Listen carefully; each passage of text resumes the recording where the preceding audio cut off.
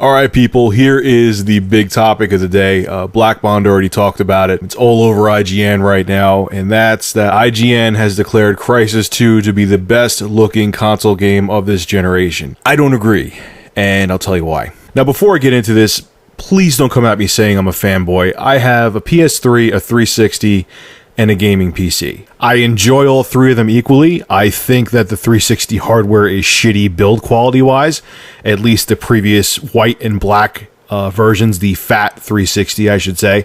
But I enjoy the games for it. I have a blast with it. I actually took my family members and put it on my larger TV downstairs. That's how much I enjoy the 360.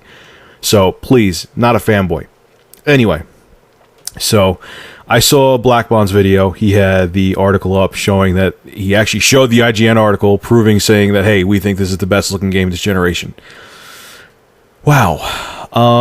I will say Crysis 2 on the Xbox 360 looks pretty damn good. Looks very damn good. But it has something I like to call the Monet effect, meaning that when you're looking at the whole picture, okay, and you're not close up to any textures, you're not close up to any objects, it looks beautiful. It's bright, it's colorful, the lighting and shadow effects are cool, how the trees kind of blow with the wind naturally. Never seen that on a console before. Cool physics effects. The motion blur is the best I've seen on a console. Wonderful, great. Actually, I take that back. The Killzone 3 motion blur is much better. But then you go close up to textures, and it's like, oh boy, did they cut corners. Perfect example is right in the beginning of the game, actually. You are in that first battle where you go to Battery Park and you jump down. And it was impressive. It made my jaw drop a little bit in general. But then you go up to a dirt track where it's supposed to be where a truck passed by. You look down at the ground, and the texture they had for where the tire marks were, literally, and you could, if you have the 360 version, go look yourself, looked like they came from a Nintendo 64 game. It looked like it came from GoldenEye. That's how low res the texture was, because they had to cut corners to fit what they wanted to into Crysis 2 for the consoles. In Killzone 2 and 3, never saw a low-res texture like that. Personally, me anyway. Maybe I missed them. I don't go around looking at every friggin' texture in a video game. And I can guarantee, because I played the hell out of that game, Uncharted 2, you don't see textures like that. I think those three games look much better than Crysis 2. Maybe I'll change my mind as I get deeper into the game, but, I mean, I'm already seeing low-res textures in the beginning, so also, the frame rate, too, is always nice and butter smooth, stays way above 30 frames per second in Killzone 2 and 3, and in Uncharted. I'm already seeing frame rate issues, and I'm only about 2 hours into the game. It's interesting that IGN said that. I think it was a ballsy thing to say.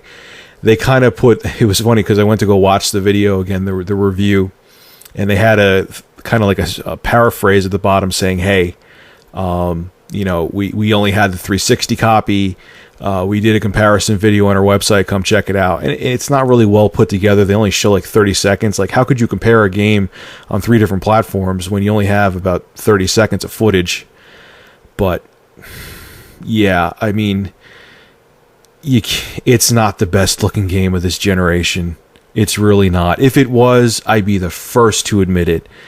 But between the frame rate, the low textures that are everywhere, it's not just in certain spots. The low textures in Crysis 2 and the 360 are everywhere. And the total lack of anti-aliasing, at least from what I'm seeing, no way. And it's sub HD.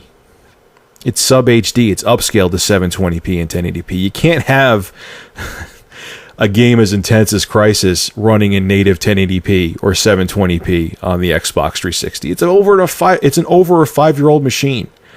So IGN, I don't agree with you at all. I don't know if you guys had cataracts in or if someone lined your pockets, but don't agree with you. And this is coming from a person who is the furthest thing from a fanboy. That was a very ballsy, uneducated statement to make. I like IGN.